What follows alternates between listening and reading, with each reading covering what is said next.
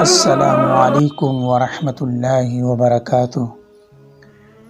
آج کی اس ویڈیو کے اندر ہم فقہ کے بارے میں بیان کریں گے کہ قرآن اور حدیث کے اندر فقہ کا کیا مقام ہے۔ تو اپنے عنوان کی طرف آنے سے پہلے آپ سب دوستوں سے یہ عرض ہے کہ اگر آپ نے ابھی تک میرا چینل سبسکرائب نہیں کیا تو برائے مہربانی میرے چینل کو سبسکرائب کر لیں۔ جزاکم اللہ۔ قرآن کریم کا یہ فیصلہ ہے کہ اس امت میں تفقہ فی الدین کی اشد ضرورت ہے، اور چاہیے کہ ایک جماعت فقہ میں لگی رہے اور دوسرے ان سے ان احکام کو اخذ کریں۔ شریعت اسلامیہ کی روح سے فقہ کتاب و سنت کا غیر نہیں، یعنی قرآن اور حدیث سے ہٹ کر نہیں، انہی کی گہرائی میں لپٹے مضامین کا نمایاں ہو کر سامنے آنا ہے۔ سو فقہ الہی ہدایت اور نبوی شریعت کی ہی استخراجی صورت ہے۔ یہی وجہ ہے کہ قرآن کریم احادیث میں بھی فقہ کا احساس دلاتا ہے اور بتلاتا ہے کہ اسے سمجھنے کے لیے بھی فقہ کی ضرورت ہے۔ قرآن کریم کی روح سے فقہ کا مقام ملاحظہ فرمائیے۔ چنانچہ سورۃ النساء کی آیت ہے کہ جس کا ترجمہ یہ ہے، قرآن کریم کی روح سے فقہ کا مقام بہت زیادہ واضح طور پر ہمیں معلوم ہو جاتا ہے۔ چنانچہ آپ صلی اللہ علیہ وسلم سے مخاطب کر یہ ارشاد ہے سورہ نساء کی آیت کے اندر، فرمایا کہ اے نبی صلی اللہ علیہ وسلم آپ کہہ دیں ہر اچھائی اور برائی اللہ کے فیصلے سے ہے۔ کیا ہو گیا ان لوگوں کو کہ بات سمجھنے کا سلیقہ نہیں رکھتے۔ تو گویا کہ فقہ بھی نام ہے، قرآن اور حدیث کو سمجھنے کے سلیقے کا نام ہی فقہ ہے۔ حدیث کے لیے فقہ درکار ہے، اور اگر بغیر فقہ کے ہم احادیث مبارکہ کو سمجھنے کی کوشش کرتے ہیں تو یہ ممکن نہیں ہے۔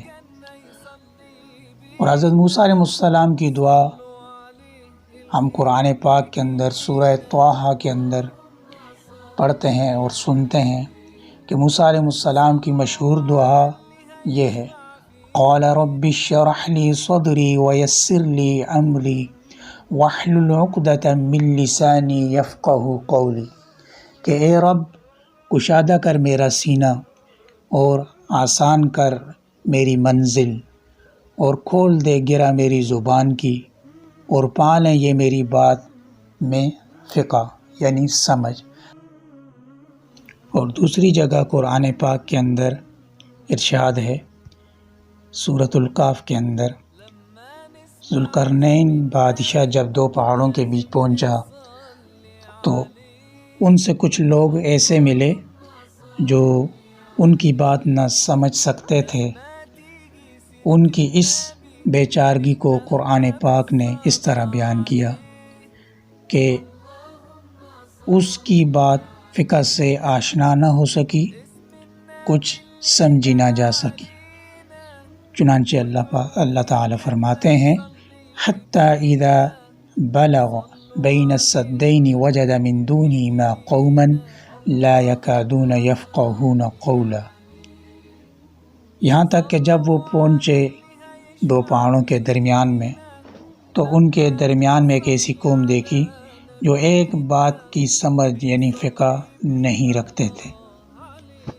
اور آج ہمارے جو دوست فقہ کے نام سے چڑھتے ہیں اور یہ لفظ تک سننا پسند نہیں کرتے، وہ نہیں دیکھتے کہ قرآن کریم عام سمجھ اور دانش کے لیے، عقل کے لیے لفظ فقہ بار بار لاتا ہے۔ پھر ان کے اس لفظ سے چڑھنے کے کیا معنی رہ گئے۔ اللہ تعالیٰ کسی قوم کو فقہ و دانش سے محروم نہ کرے، آمین یا رب العالمین۔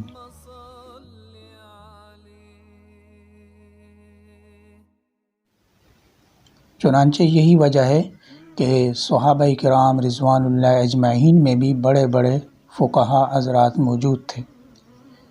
چنانچہ حضرت عثمان رضی اللہ تعالی عنہ، حضرت عبداللہ بن مسعود رضی اللہ تعالی عنہ، حضرت علی المرتضیٰ رضی اللہ تعالی عنہ، حضرت معاذ بن جبل رضی اللہ تعالی عنہ، حضرت زید بن ثابت رضی اللہ تعالی عنہ، حضرت جابر بن عبداللہ رضی اللہ تعالی عنہما، حضرت موسیٰ الاشعری رضی اللہ تعالی عنہ، حضرت ابو دردہ رضی اللہ تعالی عنہ، حضرت ابی بن کعب رضی اللہ تعالی عنہ، حضرت عبداللہ بن عباس رضی اللہ تعالی عنہما، حضرت عبداللہ بن عمر رضی اللہ تعالی عنہما، اور اسی طرح حضرت امیر معاویہ رضی اللہ تعالی عنہ۔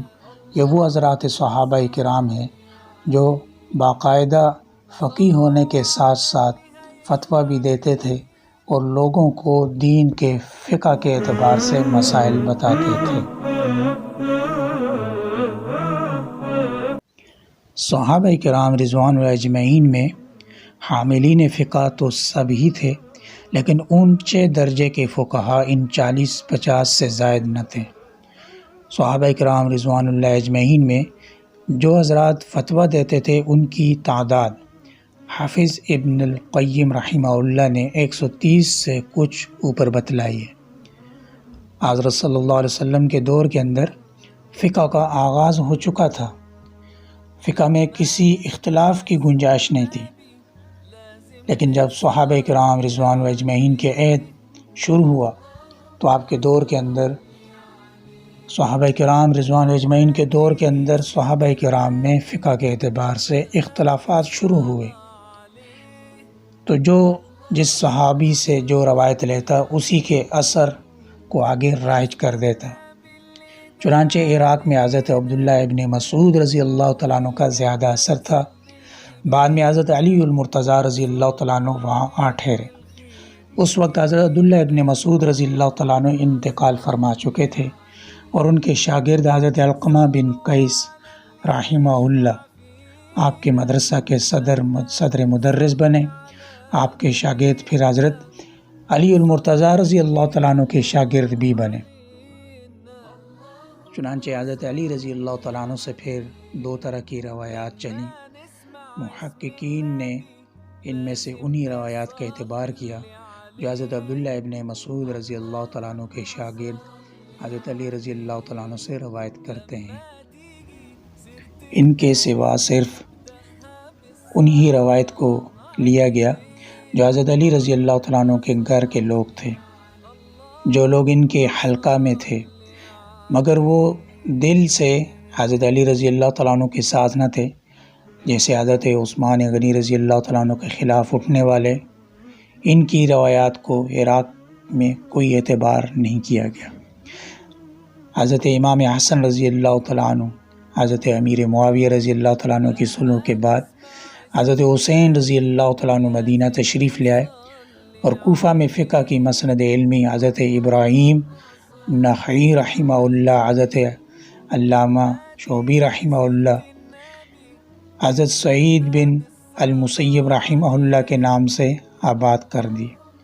مختصر طور پر یوں سمجھیے کہ جس طرح قرآن کے بعد سنت کی ضرورت ہے، اسی طرح کتاب و سنت کے بعد مسائل غیر منسوسہ کی دریافت کے لیے فقہ کی بھی ضرورت ہے۔ مزید ایسی ویڈیو کے لیے ہمارے چینل کو سبسکرائب کریں۔ جزاکم اللہ خیر۔